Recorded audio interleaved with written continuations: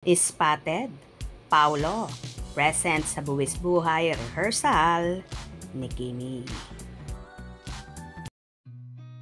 I've seen a lot of change, been through a lot of pain. Some things are not the same as they were a year ago, but all will be okay. I move on each and every day. The past.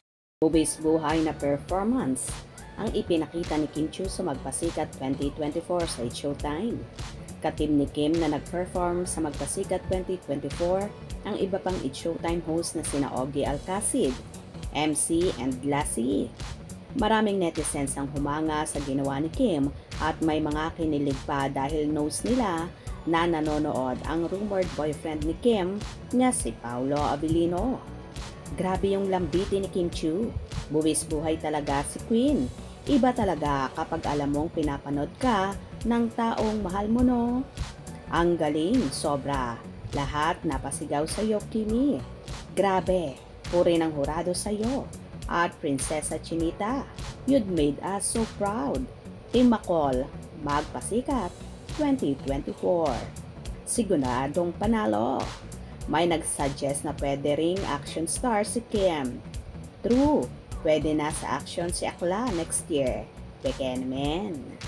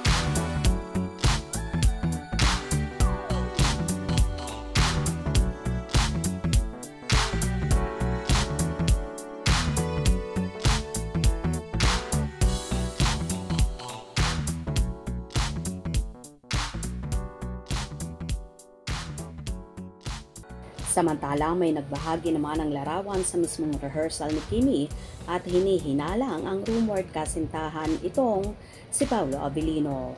Malayo man ang pagkakakuha sa naturang photo na yon ay mababanaag mo na parang si Paolo ngayon na tutok sa rehearsal ng nobya.